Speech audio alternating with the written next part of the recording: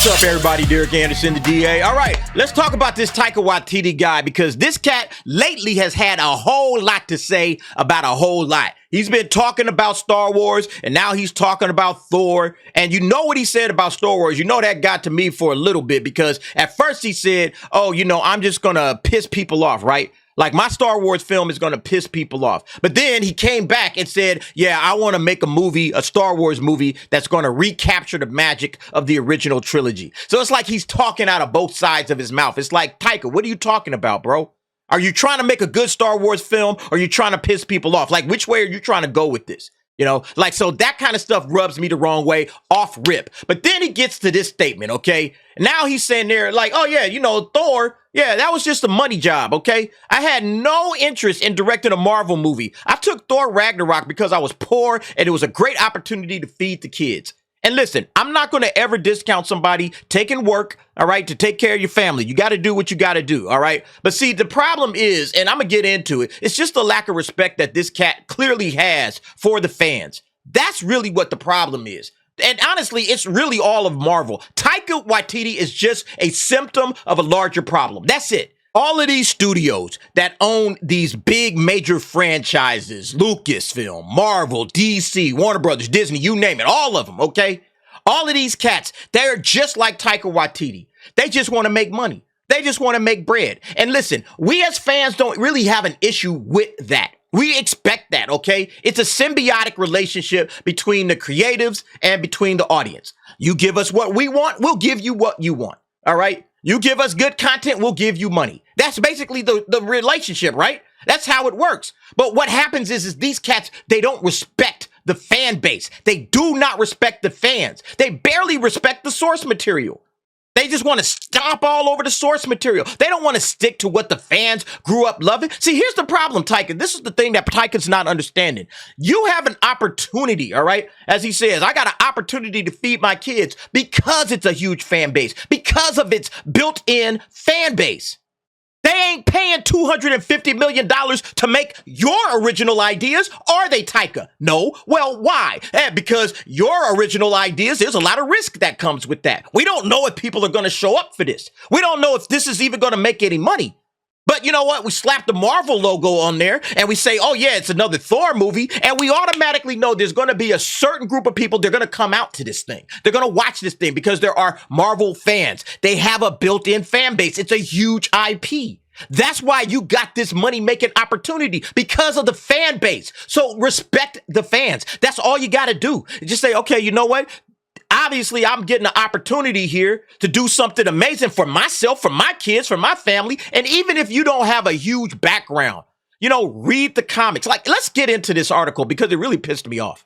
So it starts off saying, yeah, he revealed on a new episode of the Smartless podcast. Yeah, Smartless is right, man. This guy's an idiot. That he had no interest in joining the Marvel Cinematic Universe as a director. The filmmaker has directed 2 MCU movies, 2017's Thor Ragnarok, which is widely considered one of the best Marvel movies, and 2022's Thor Love and Thunder, which is one of the franchise's most polarizing. The Oscar winner said he originally accepted the Ragnarok gig for money as he had just had his second child. You know what? I had no interest in doing one of those films, Waititi said. It wasn't on my plan for my career as an acteur, but I was poor and I just had a second child, and I thought, you know what? This would be a great opportunity to feed these children. And listen, again, I don't have a problem with this, okay? I don't have a problem with that. Yeah, you got to do what you got to do as a father. As a father, a husband, you got to do what you got to do. Got to take care of the family, all right? But can you at least respect the source material and the fan base that makes that opportunity possible? Can you do that? That's all we ask. Respect the source material and respect the fans. You can do anything else that you want to. You can get wild and crazy, even with like Ragnarok. Like I said, I necessarily didn't have a huge problem with Ragnarok like a lot of other cats did, But now that I'm looking at it in retrospect, because let's get to this next statement, because here's where I got upset. Look how he's talking about Thor. And Thor, let's face it, it was probably the least popular franchise, he continued. I never read Thor comics as a kid. That was the comic I'd pick up and be like, ugh.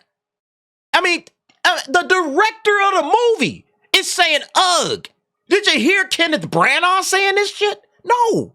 This is total disrespect. This is disrespecting Thor as a comic. This is disrespecting the fans of Thor. And then he says, I did some research on it. I read one Thor comic, or 18 pages, or however long they are. I was still baffled by this character. It's like this cat never understood the character. And he didn't bother to sit down and say, you know what are fans looking for? Nah, that's all right. I'm just going to do my Taika Waititi shit and hope it all works. And Marvel, again, Marvel is the one that ultimately is to blame because they hired this dude. They hired this cat to get out there and make it. And then he says, well, when he was asked if Marvel executives were scared to bring him in, Waititi answered, I think there was no place left for them to go with that. I thought, well, they called me in. This is really the bottom of the barrel. So I don't know if he's talking about himself as the bottom of the barrel of the opportunities or the directors that they could bring in to do another Thor film. Or whether he thought, yeah, this is the bottom of the barrel because he's already saying it's the least popular franchise. I'm not sure which way he's going with it, but either way, it's clear that this guy did not have any respect for this material. And then he just said, hey, I can do whatever I want. It's the least popular franchise. We're at the bottom of the barrel. Let me just go on in here and just make some bullshit if I want to, because that's basically how he looks at it. He looks at it, ugh. This is what I saw when I read Thor comics, ugh. And I was still baffled by the character. Like all of this stuff, you got to read between the lines and see the disrespect that he has for this franchise and this character. And he was just going to reimagine it in his own image, what works for him. And again, Ragnarok, I enjoyed it because it felt like a one-off. It didn't feel like, oh, okay, we're going to get back to regular Thor next time. But you see what they did with the character after that. They just kind of doubled and tripled down. So by the time we got to Endgame, oh, he's Fat Thor now. You know, it's like, wait a minute, what happened here? What are we doing? And then Thor Love and Thunder was just an absolute train wreck. But again, this is why these guys, they can't be trusted because they don't have any respect for the source material and they definitely have no respect for the fans. The fans are the main ones that you should respect. Yeah, let's not forget this one, okay? All right, let's not forget this. Filmmakers as comic book fans raises red flag, Marvel producer says. Marvel Comics has many fans, but producer Nate Moore says movies made by some of those fans are not always a good idea. Yeah, and then what do we get? We get Thor Love and Thunder. All right, and now we got the Marvels. Okay, the Marvels. Think about it. What if we had comic book fans making the Marvels? Instead of Nia DaCosta and all these other people who really don't love the franchise like that. Or what if you had somebody making Thor instead of Taika Waititi, a guy that sits there and says, ugh, oh, this comic sucks. I don't like this comic. Get people that are passionate about this shit, Marvel. And the same thing goes with all of these other studios. Find passionate people. Find people that care. And I understand that you might like a particular director's aesthetic. You know, it's like, yeah, I like the way this guy kind of frames his shots. You know, I like the way this guy works with the cast and the crew and everything. I like this person. We want to bring him in. We want to make him a part of the family, bring him into the franchise. Okay, I get that. But yo, you got to respect the fans, man. You got to respect the source material. If this is the kind of nonsense that you're saying, see, you guys got to vet these dudes a little bit better in Marvel. That's really what it is. You got to start vetting these cats. They're saying, hey, man, fill out that questionnaire. And here's a Marvel quiz. Fill that out. Let's see if you know your Marvel comics. You know, something, man. At least make sure that these cats are the right person for the job. Because what ends up happening is you throw away $250 million plus dollars. You've pissed off the fans. You're just churning out crap. And it's just insulting to us as the fan base. Because it's like, hey, man, we want to be excited about this crap. We don't want to hate Marvel. We don't want to hate Star Wars. We want to love it. But you guys are pissing us off because you're not giving us a reason to love it. And then you're hiring these clowns. This dude better never touch a Star Wars film. I swear to God, man, he better never touch a Star Wars film. Because it's clear that, again, he first talking out of both sides of his mouth. But second, I don't trust him. All right? I don't trust him. Just all of this stuff right here. All of this crap. I do not trust this dude. He's out here to make money. And he'll say whatever it is he needs to say to make money. But yeah, ultimately, it starts at the top. It's Kevin Feige, it's Kathleen Kennedy, and the people they hire. And they're hiring some bad directors and bad writers lately. It all falls at their feet.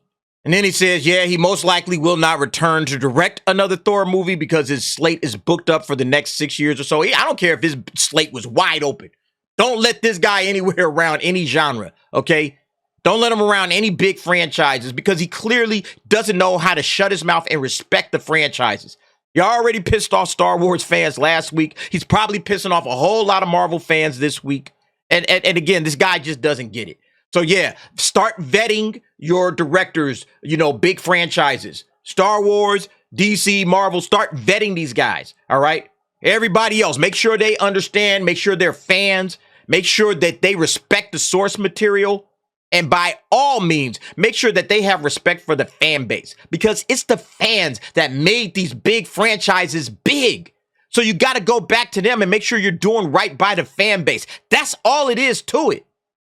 I mean, geez, man, it's amazing that you got to say this stuff. But yep, this is where we are, folks. This is where we are. Anyway, you guys let me know what you think about this whole situation. I just find this absolutely disgusting, how this cat can talk about the Marvel Cinematic Universe, how he could talk about Thor like this. Oh, it's just a job. I just took it as an opportunity to make some money. Never really liked the comic. It was just, whatever. These are the people that they're hiring, So, yeah, don't be surprised, Marvel. Don't be shocked when nobody shows up to watch your shit anymore. Unbelievable. But you guys let me know what you think. Jump down in the comments. Give me your thoughts and opinions on that. And thanks for watching. See you next time.